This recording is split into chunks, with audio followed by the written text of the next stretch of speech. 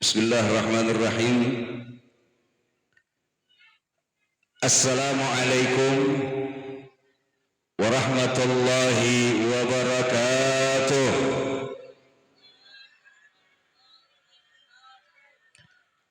Alhamdulillah, alhamdulillahil karimil mannan. Ya Hannan ya Mannan ya man idza su'ila a'ta wa idza istu'i'a a'an.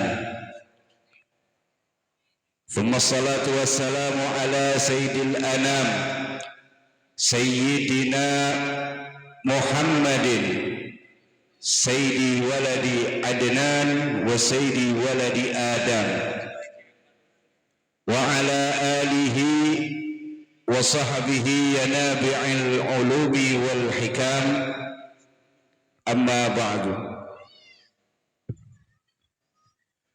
Subhanaka la ilma lana illa ma 'allamtana innaka antal alimul hakim. Rabbi shrah li sadri wa yassir li amri wa halul 'uqdatam min lisani yafqahu qawli. Allahumma ya Fattah ya Alim, Allahumma ya Fattah ya Alim, Allahumma ya Fattah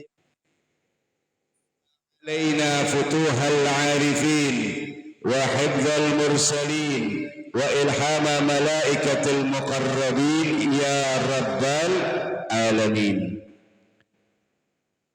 Yang sama-sama kita muliakan para ajengan, para alim ulama, para sepuh dan juga tokoh masyarakat yang cukup banyak hadir pada siang hari ini, yang insya Allah menambah keberkahan acara kita pada siang hari ini. Wabil khusus pimpinan Pondok Pesantren Al-Muttaqin Ad-Da'i Ilallah Kiai Haji Ajajang Abdullah, dan juga Al-Ustadz Ruknal Fauzi sebagai ketua majelis, dan Al-Ustadz Hussein sebagai ketua panitia, dan juga tadi qori kita Ustadz Syekh Abdul Wahid Muiz dan Ustadz Agus Muhammad Nafal Muiz, dan juga yang membacakan maulid Simtuddurar Al-Ustadz Hendra, dan insya Allah yang masih dalam perjalanan ke sini Fadilatul Habib Ahmad bin Hasan Al-Haddad. Kita doakan beliau semua Allah panjangkan umurnya, amin. Mudah-mudahan dimudahkan segala urusannya, amin. Dilancarkan dakwanya, amin. Dimurahkan rezekinya, amin. Dan apa yang dihajatkan oleh beliau semua insya Allah diijabah oleh Allah subhanahu wa ta'ala, amin ya rabbal alamin.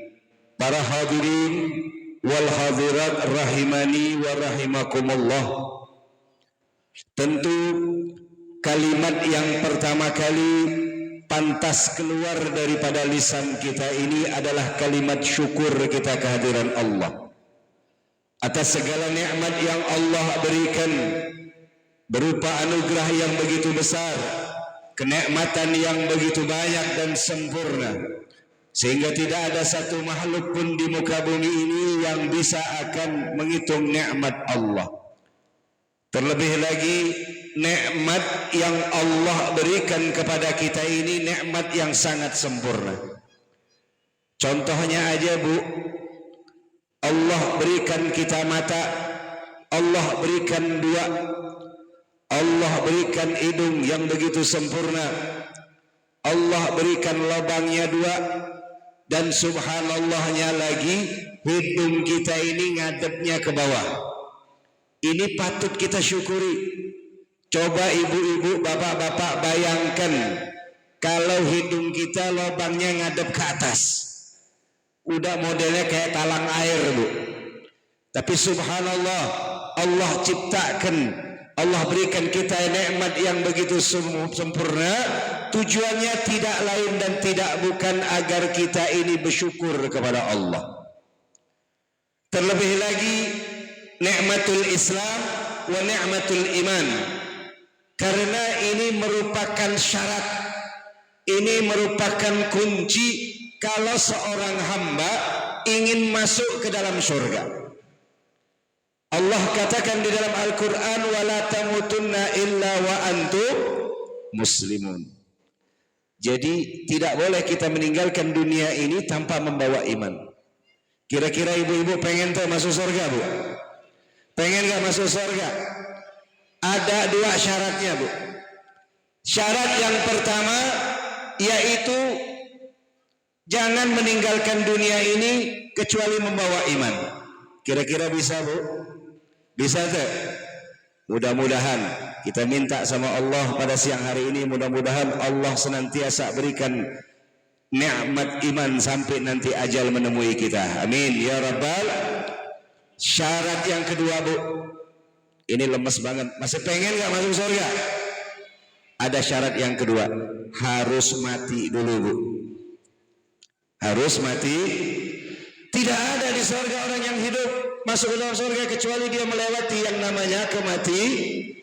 Sekali lagi kita minta sama Allah dengan berkatnya baginda Nabi, mudah-mudahan Allah panjangkan umur kita di dalam taat kepada Allah dan taat kepada baginda Nabi Muhammad sallallahu alaihi wasallam. Jadi kalau minta doa panjang umur, minta dibarengi dengan taat kepada Allah. Buat apa umurnya sampai tua, kerjaannya nyekek botol. Umur sudah bau tanah, 70 tahun masih main judi slot. Ini kan gak masuk akal. Ngapain umur panjang-panjang, Bu? Ngelamain dihisap doang. Jadi kalau minta doa panjang umur, fi taatillah, minta supaya agar taat kepada Allah dan taat kepada baginda Nabi Muhammad sallallahu alaihi wasallam. Tetapi ma'asyiral hadirin, ada satu nikmat yang ulama mengatakan ini nikmat jauh lebih besar daripada nikmatul Islam wa nikmatul iman. Apa itu? Yaitu nikmat dilahirkan serta diutusnya baginda Nabi Muhammad sallallahu alaihi wasallam. Kenapa bisa begitu? Kalau bukan karena baginda Nabi, kalau bukan karena baginda Rasul, mungkin kita tidak merasakan nikmatul iman, kita tidak merasakan nikmatul Islam. Semua karena baginda Nabi Muhammad sallallahu alaihi wasallam. Allah ciptakan alam semesta ini, Allah peruntukkan untuk baginda Nabi Muhammad sallallahu alaihi wasallam. Laulaka ya Muhammad, dalam hadis kursinya Allah katakan, ma khalaqtul aflak. Kalau bukan karena dirimu wahai Muhammad, aku tidak menciptakan alam semesta ini. Jadi Nabi Muhammad adalah sahibul wasilah. Di dalam kaidah mengatakan al-wasilah yaqumul maqasid. Wasilah ini yaitu menduduki daripada tujuan daripada utama. Karena bukan karena baginda Nabi maka kita tidak bisa mendapatkan kenikmatan-kenikmatan yang lainnya. Semua li ajli baginda Nabi Muhammad sallallahu alaihi wasallam. Maka dari itu salawat serta salam kita haturkan senantiasa kepada junjungan kita Nabi besar Muhammad sallallahu alaihi wasallam beserta keluarganya dan juga para ahli baitnya dan juga para sahabat-sahabatnya serta tabi'in wa tabi'in dan tentu kepada umatnya yang berpegang teguh pada ajaran baginda Nabi Muhammad sallallahu alaihi wasallam. Jadi siang hari ini kita ini berkumpul tujuannya tidak lain dan tidak bukan untuk mengekspresikan, untuk mengungkapkan rasa gembira kita akan kelahiran baginda Nabi Muhammad sallallahu alaihi wasallam. Karena kita mendapatkan anugerah terbesar, karena kita mendapatkan hadiah yang luar biasa dari Allah, yaitu lahirnya baginda Nabi Muhammad sallallahu alaihi wasallam. Wajar kalau kita bahagia, wajar kalau kita senang. Senang tak dengan lahirnya baginda Nabi, Bu? Bu, lahir senang gak, Bu, baginda Nabi, Bu? Bapak-bapak senang gak lahirnya baginda Nabi? Yang nyuruh senang ini Allah. Jadi kalau ada bertanya, kenapa sih kalian merayakan Maulid? Tujuannya kami mengungkapkan rasa gembira. Ketika ditanya siapa yang nyuruh gembira, bilang saja Allah. Allah jelas katakan di dalam Al-Quran, "Qul bi fadlillahi wa bi rahmatihi fabidzalika falyafrahu." Katakan wahai Muhammad, kasih tahu kau punya umat, bilang kau punya umat, dengan anugerah yang aku berikan dan rahmat yang aku turunkan, maka dengan itu bergembiralah, kata Allah. Allah yang nyuruh gembira. Dan kita tahu rahmat terbesar yang paling Allah berikan kepada kita adalah diutusnya baginda Nabi Muhammad sallallahu alaihi wasallam, wa ma arsalnaka illa rahmatan lil alamin. Jadi wajar kalau kita gembira. Toh kita dikasih hadiah. Jangankan dikasih rahmat yang besar, terkadang kalau kita dikasih duit aja senang, betul Bu? Betul gak Bu? Orang dikasih duit senang, dikasih hadiah. Ibu-ibu khusus yang muda-muda nih, pulang dari sini ada yang ngasih hadiah HP Pro Max 15 terbaru. Wah, senang tuh? Senang semua tuh. Ini jauh lebih besar yang Allah berikan kepada kita. Maka wajar kalau kita gembira. Jangankan kita ma'asyiral hadirin, orang kafir saja, orang kafir tahu Abu Lahab. Kenal Abu Lahab? Tahu Abu Lahab? Tahu? Wah, ini yang tahu jangan-jangan temennya nih. Abu Lahab seorang kafir yang suka mengganggu dakwanya baginda Nabi Muhammad SAW. Bahkan bukan hanya dia, istrinya juga sering menaruh duri di tempat jalan-jalan yang sering dilalui Rasulullah. Tapi satu ketika setelah meninggalnya Abu Lahab, sepupunya baginda Nabi Abdullah bin Abbas pernah bermimpi. Dan ini di zamannya Rasulullah. Dia bermimpi bertemu dengan Abu Lahab di alam barzahnya. Dan ini diriwayatkan dalam hadis sahih. Ditanya, ya Abu Lahab, bagaimana keadaanmu sekarang di alam barzah? Abu Lahab mengatakan, saya sedang diazab oleh Allah. Saya sedang disiksa oleh Allah. Akan tetapi setiap hari Senin, azabku diringankan oleh Allah. Kenapa? Karena cuma pernah senang, cuma pernah gembira akan kelahiran baginda Nabi, mendapatkan keringanan azab di dalam kuburnya.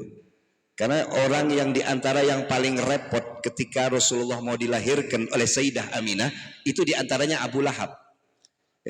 Abu Lahab ini mengirim budak yang bernama Thuwaibah untuk membantu persalinan Sayyidah Aminah.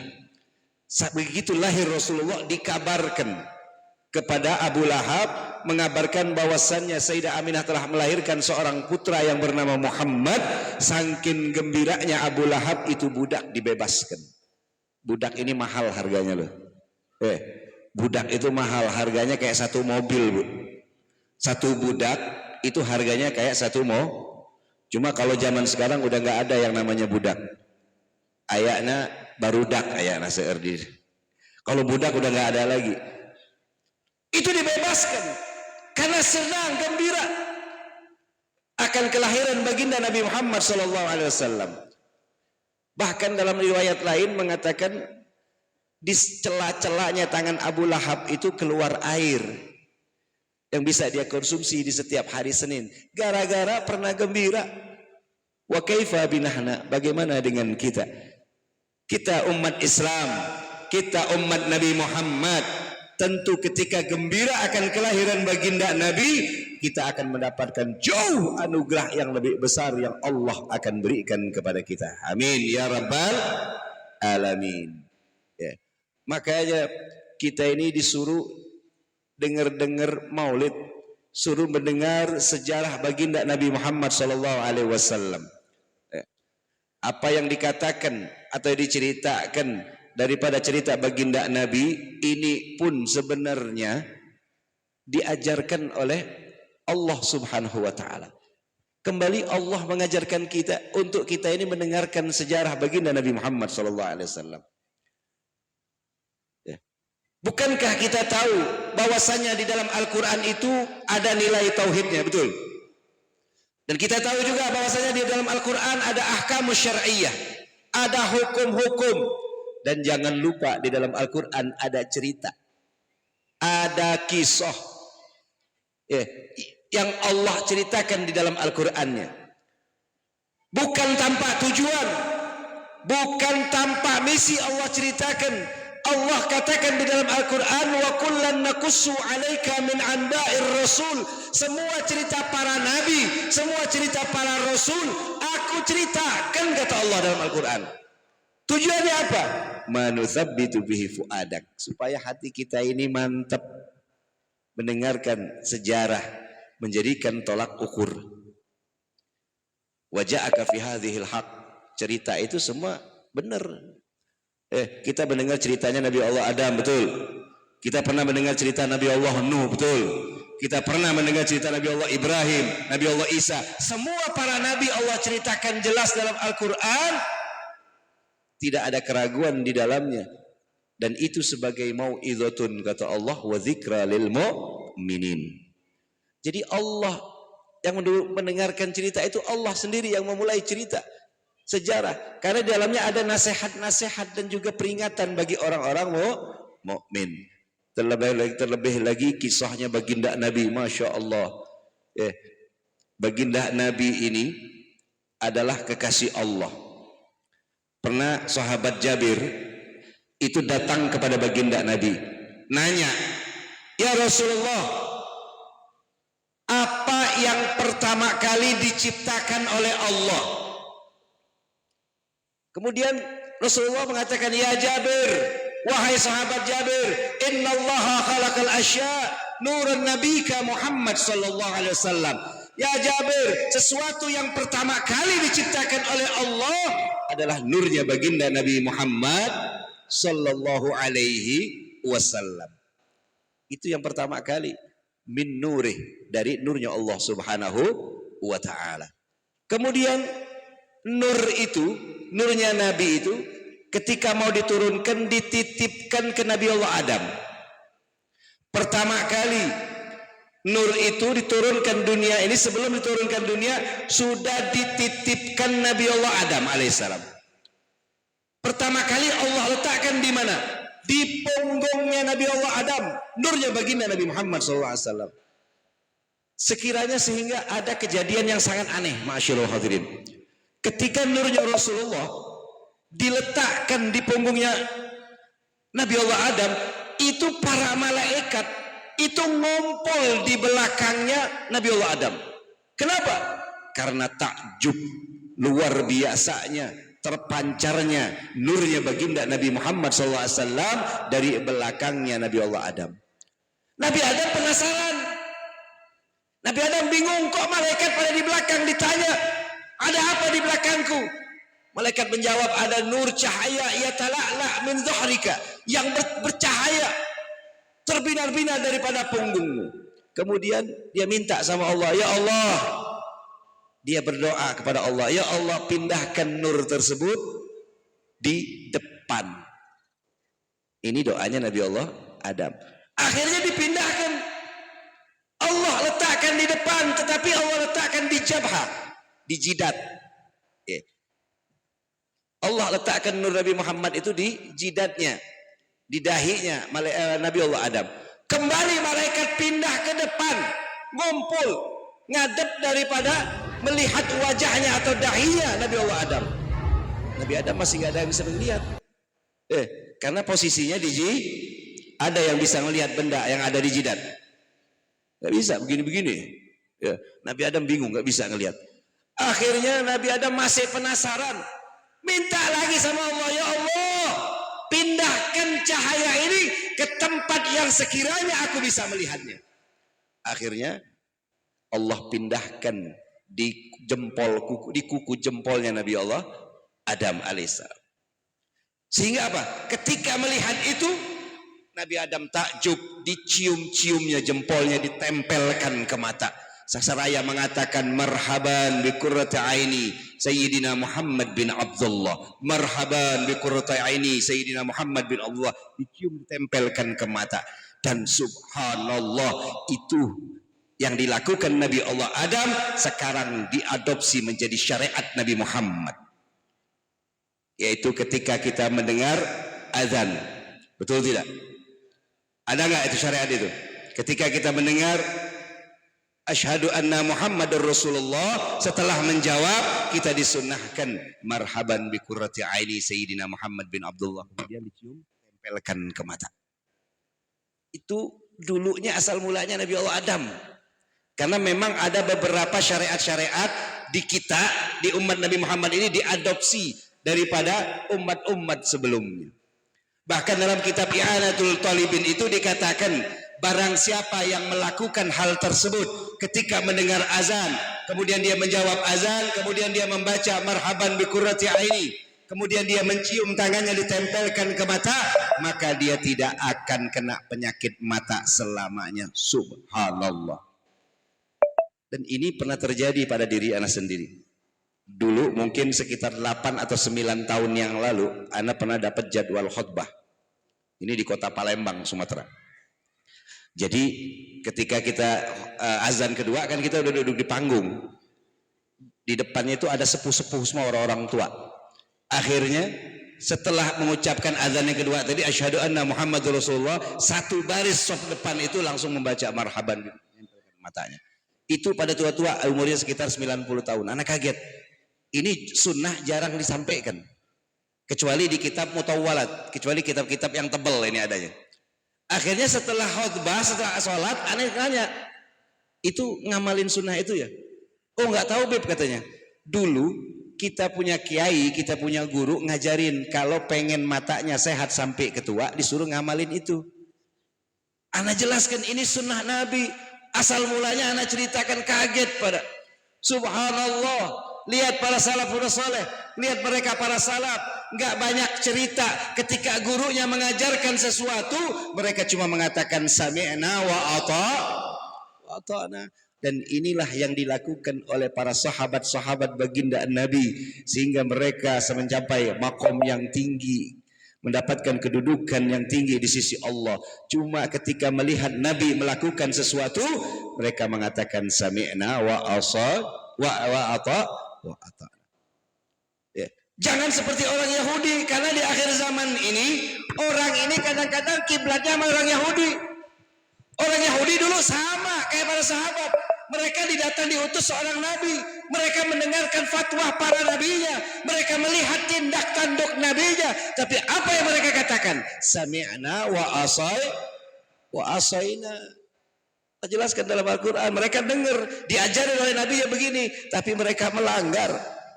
Makanya banyak orang-orang umat-umat terdahulu itu diazab oleh Allah. Kenapa? Karena tidak ikut kepada para nabinya. Nah, jadi nur Nabi Muhammad ini luar biasa, ma'asyiral hadirin. Setelah itu ini diceritakan di setiap maulid. Fatanaggala Jamalul Maimun min sulbi Adam ila Ibrahim ila Nuh ila Ibrahim. Kemudian dipindahkan Nabi Allah Sis turun lagi kepada Nabi Allah Nuh. Nabi Allah Nuh ketika menjadi di atas kapalnya, ketika datang banjir bandang, di sulupnya atau di tulang rusuknya ada nur baginda Nabi Muhammad SAW. Terus sampai ke Nabi Allah Ibrahim.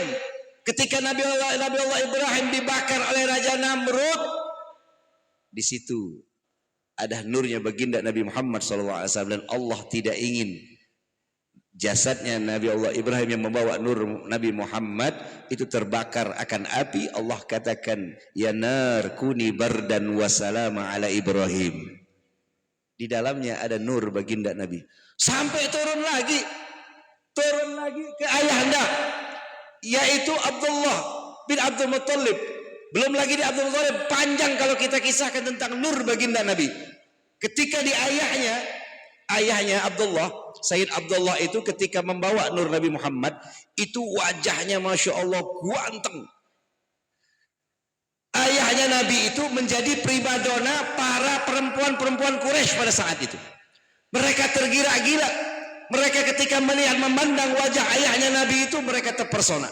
Bahkan ada satu orang Yahudi yang notabene dia adalah seorang penyihir, itu datang kepada Sayyid Abdullah menawarkan diri untuk dinikahi oleh Abdullah bin Abdul Muttalib.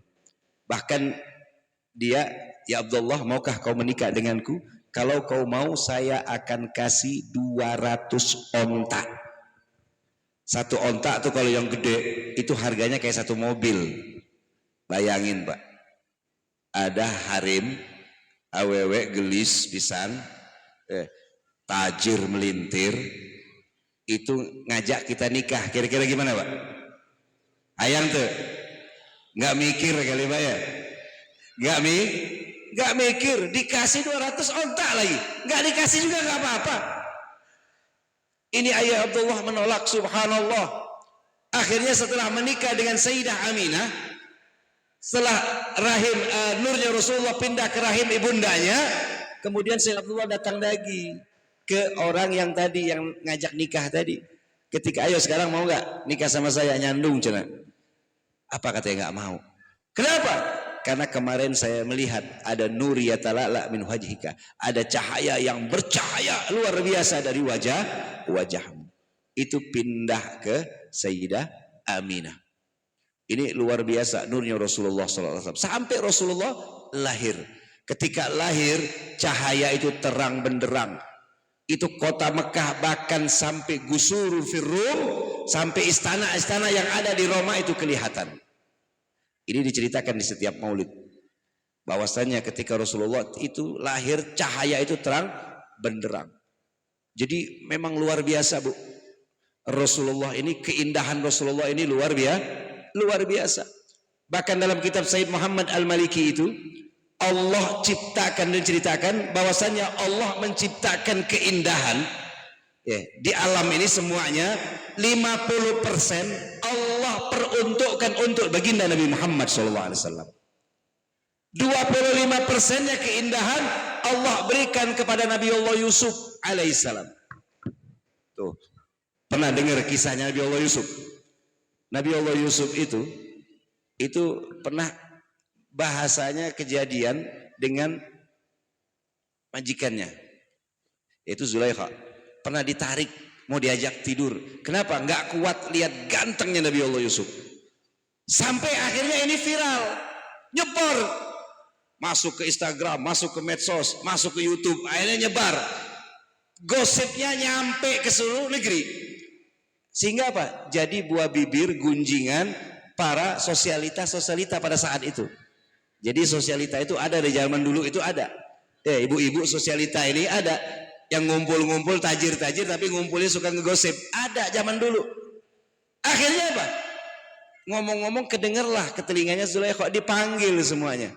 Disuruh kayak belum pada tahu, belum pernah lihat Nabi Allah Yusuf katanya. Diundang semua, diajak makan-makan, dikasih apel, dikasih pisau, disuruh ngupas. Lagi ngupas Nabi Allah Yusuf disuruh keluar, ma'asyiral hadirin. Ketika Nabi Allah Yusuf keluar, subhanallah, itu tangan mereka, motong-motong tangan jari mereka gara-gara terpesona lihat kegantengan Nabi Allah Yusuf. Bayangin, gak kerasa mereka. Ini bukan manusia, ini malaikat cina. Tetapi permasalahannya kok Nabi Muhammad 50%, tetapi kok nggak seperti Nabi Allah Yusuf. Di situ Sayyid Muhammad juga menjelaskan bahwasannya Nabi Allah Yusuf dan Rasulullah itu Allah tutup dengan 7 hijab. Allah tutup dengan 7 hijab.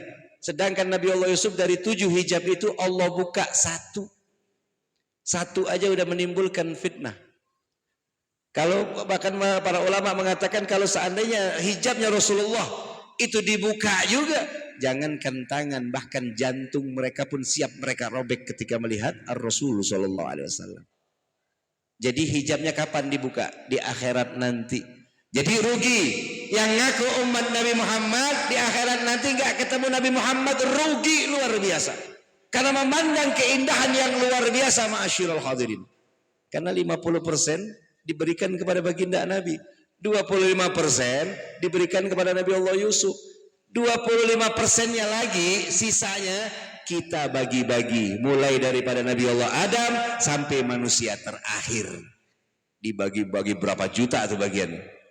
Jadi kalau ada yang kurang beruntung, mukanya nggak bagus-bagus amat, mungkin pas bagiannya itu lagi tidur kali dia, dapatnya sisa gitu. Ya, alhamdulillah. Jadi luar biasa ma'asyiral hadirin. Nah, jadi supaya kita ini bertemu dengan baginda Nabi, bagaimana caranya? Bikin hubungan kita semakin kuat dengan baginda Nabi Muhammad SAW. Tadi kita baca salawat ma'asyiral hadirin. Salawat ini luar biasa. Salah satu wasilah, cara agar kita ini dikenal oleh baginda Nabi Muhammad SAW. Satu salawat yang kita baca, Allah ciptakan satu malaikat yang tugasnya untuk menyampaikan salawat kepada baginda Nabi Muhammad SAW. Itu satu. Kita baca 10, kadang kita baca 100, kadang kita baca 1000. Subhanallah, setiap hari disetor oleh baginda Nabi. Kira-kira Nabi bakal kenal itu sama kita? Kenal? Kenal. Cuma yang kita harapkan apa? Kita ini dicari sama baginda Nabi, dikenal di akhirat nanti. Karena tujuan utama kita ini mendapatkan syafaat baginda Nabi. Jalan untuk menuju Allah di akhir zaman ini semua udah tertutup, repot, berat. Kecuali jalannya baginda Nabi Muhammad SAW. Sekarang Habib tanya, ada yang nanti di akhirat mau ngandelin amal? Ayat, ada yang berani ngomong? Habib pengen tahu ada yang mau berani mengandalkan amal nanti ketika dihadapkan kepada Allah. Amal kita ini kalau dibandingkan dengan salafun soleh, ya Allah malu ma'asyiral hadirin. Mereka itu ada yang sholat sampai 1000 rakaat tiap malam, yaitu Al-Imam Ali Zainal Abidin. Itu setiap malam 1000 rakaat. Kira-kira di sini ayat tuh yang 1000 rakaat tiap malam. 500. Ibu-ibu ayat yang sholatnya 500 malam. Turunin lagi 200. 100. Gak ada juga.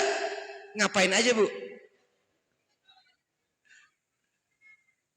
Belum lagi Imam Ali Zainal Abidin ini diberi gelar As-Sajjad, ahli sujud.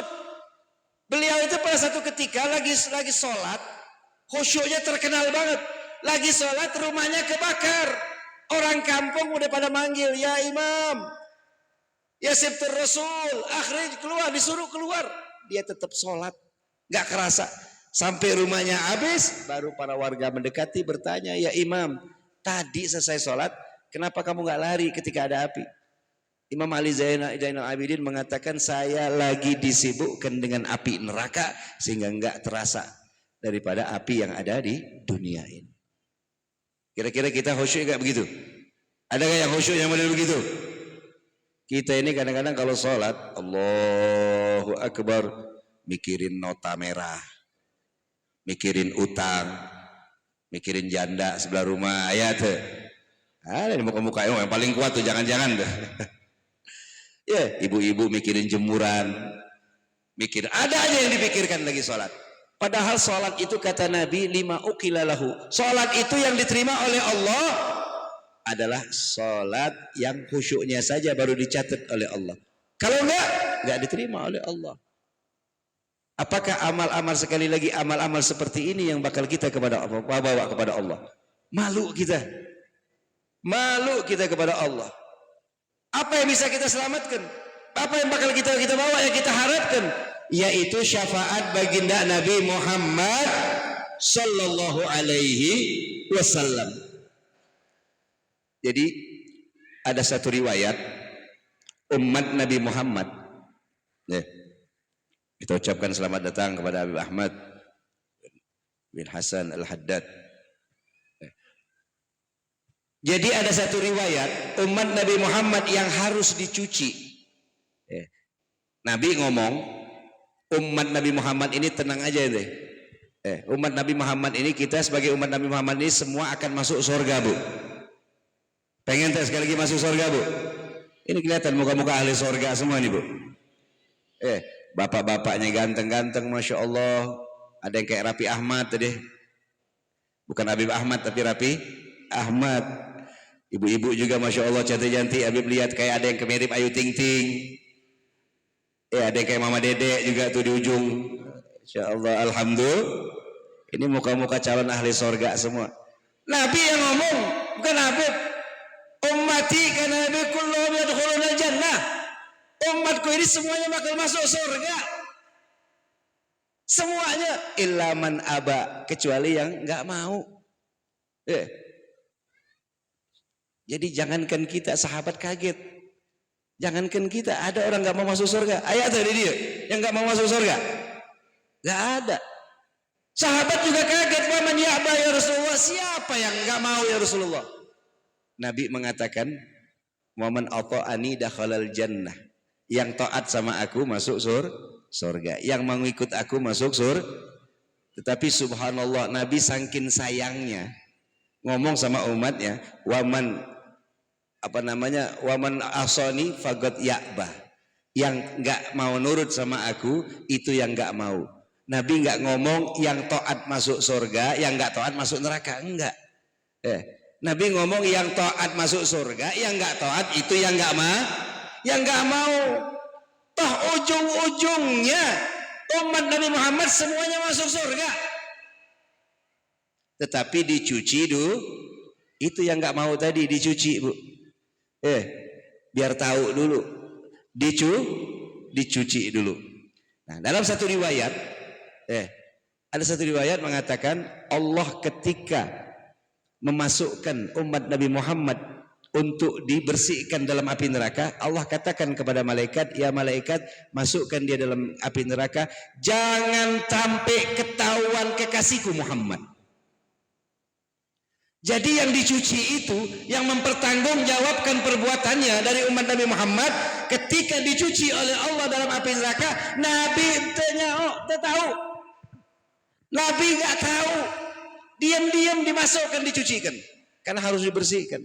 Kenapa kalau Nabi tahu? Kalau Nabi tahu, Nabi nggak rela. Nabi angkat tangannya minta memberikan syafaat kepada baginda buat yang umatnya yang tadi. Karena Nabi nggak rela satu umatnya pun untuk masuk ke dalam api neraka. Ini subhanallah rahmatnya Nabi kepada umatnya. Bahkan ketika menjelang ajalnya, apa yang dikatakan oleh Nabi, ummati, dicari umatnya, ya Allah. Permintaan Nabi cuma satu, umatnya semua masuk ke dalam surga. Nah, cuma pertanyaannya, apakah kita diakui sebagai umat Nabi Muhammad SAW? Kita cuma husnuzon doang lah, mudah-mudahan kita mah ikut Nabi lah pokoknya ya. Kita husnuzon saja kepada Allah. Kita ini sebagai umat Nabi Muhammad. Setidaknya kalau Nabi mikirin kita, apakah kita sudah mikirin baginda Nabi Muhammad SAW? Nabi itu kalau umatnya berlaku maksiat, itu Nabi dilaporkan sama Nabi sedih. Nabi sedih. Ketika umatnya beramal soleh, berbuat satu kebaikan, disampaikan, dikabarkan kepada baginda Nabi, Nabi tersenyum, Nabi gembira akan perlakuan daripada perbuatan umatnya. Maka dari itu banyak-banyak bikin senyum Nabi, terus banyak-banyak baca sholawat Nabi supaya kita dikenal sama Nabi. Kita berharap sebelum kita dihisab, kita udah dicari sama Nabi, mana fulan bin fulan yang suka baca sholawat, mana fulanah binti fulan yang sering baca sholawat, agar kita mendapatkan syafaat daripada baginda Nabi Muhammad sallallahu alaihi wasallam. Terakhir, bahwasannya orang-orang yang soleh mendapatkan kedudukan yang tinggi di sisi Allah. Mereka mendapatkan makom baik dari para aulia, orang-orang soleh, itu disebabkan ittiba mereka dengan Nabi sangat kuat. Pengikutan mereka, pencontohan mereka kepada baginda Nabi itu sangat kuat, ma'asyiral hadirin. Allah katakan di dalam hadis qudsi, la yazalu abdun yataqarrabu ilayya bin nawafili hatta uhibbahu, kata Allah. Senantiasa seorang hamba mendekatkan diri kepadaku dengan amal-amal sunnah, ngikuti baginda Nabi sampai aku mencintainya.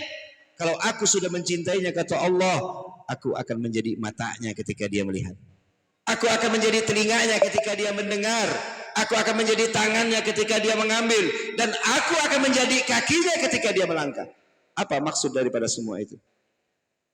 yaitu semua harokatnya, gerak-geriknya, tindak tanduknya semua dimuraqabah, dituntun oleh Allah Subhanahu wa taala. Itulah yang terjadi kepada orang-orang para wali-wali Allah. Semua langkahnya itu semua dituntun oleh Allah Subhanahu wa taala gara-gara ittiba bin nabinya sangat kuat. Ya, karena pengikutan kepada nabinya sangat kuat. Maka dari itu di akhir zaman ma'asyiral hadirin, jangan tinggalkan sunnah. Perhatikan sunnah. Ya, jangan pernah tinggalkan sunnah. Beb, berat beb sunnah beb. Apalagi sholat tahajud malam-malam beb. Aduh. Berat gak sholat tahajud malam-malam bangun jam 1, jam 2? Berat. Bahkan ada, gak tahu deh kalau di sini, kalau tempat Habib mah ada orang tidurnya bangunnya susah, ditendang-tendang gak bangun, gempa bumi, banjir bandang, tanah longsor gak bangun, tuh di dia. Ada gak model begitu? Ada juga. Wah, sama pada tempat Habib. Iya. Baik. Repot kalau begitu. Ya, kalau tahajudnya nggak dapet, kuatin duhanya, kencengin duhanya. Aduh beb, duha mah repot beb, kita mah kerja. Ya Allah, alasannya banyak banget. Sunnah ini banyak. Bukan hanya tahajud, hanya duha. Sholat-sholat yang lain banyak, ngaji Al-Quran lain banyak, amal-amal yang lain banyak. Beb kan besar beb, sunnah itu repot beb, makan waktu. Nah ini banyak orang yang kadang-kadang 1000 alasan nih, ada aja alasannya mau ninggalin tuh. Jadi sunnah itu banyak. Ada satu kaidah dalam fikih mengatakan mala yudriku kulluh la yatruku kulluh. Kalau nggak dapat semua jangan tinggalkan semuanya. Kalau nggak dapat ikan besar jangan tinggalkan ikan masuk kamar mandi kaki kiri, keluar kaki kanan itu jangan lupa. Masuk masjid kaki kanan niat i'tikaf itu makan pakai tangan itu semuanya sunnah banyak. Kita ini kadang-kadang nganggap cuma sunnah mah, nganggap sunnah itu hal-hal yang kecil yang sepele. Padahal tidaklah orang melakukan atau mengerjakan satu sunnah kecuali dia membuat ikatan yang kuat dengan baginda Nabi Muhammad sallallahu alaihi wasallam. Satu sunnah yang dia lakukan bisa membuat tersenyum daripada baginda Nabi Muhammad sallallahu alaihi wasallam. Maka dari itu mudah-mudahan kita minta kepada Allah, mudah-mudahan kita semua min ahli sunnah. Orang yang senantiasa tidak pernah meninggalkan sunnah walaupun itu sunnah-sunnah yang kecil. Yang itu mudah-mudahan menjadi ikatan kita, membuat hubungan kita semakin erat dengan baginda Nabi Muhammad SAW. Mudah-mudahan Allah jadikan lisan kita ini yang senantiasa basah untuk zikir kepada Allah dan bersalawat kepada baginda Nabi Muhammad SAW. Sekali lagi mudah-mudahan dengan salawat yang kita baca ini membuat hubungan kita dengan baginda Nabi semakin erat dan kita dikenal oleh baginda Nabi dengan harapan kita semua mendapatkan syafaat daripada baginda Nabi Muhammad SAW di syurganya Allah Subhanahu wa taala. Allahumma ya Rabbi bil Mustafa balligh maqasidana wa ighfir lana ma madha ya wasi'al karami. Allahumma ya Karim nas'aluka biwajhikal karim anta tawaffana muslimin walhiqna bis salihin bijahi sayyidil mursalin wa sallallahu ala sayyidina Muhammadin nabil ummi wa ala alihi washabihi wasallam walhamdulillahi rabbil alamin. Mungkin inilah sedikit yang bisa saya sampaikan karena masih ada guru kita yang akan menyampaikan dengan gamblang dan jelas, Fadilatul Habib Ahmad, dan kita doakan mudah-mudahan kita semua sekali lagi mendapatkan syafaat daripada baginda Nabi Muhammad sallallahu alaihi wasallam. Assalamualaikum warahmatullahi taala wabarakatuh.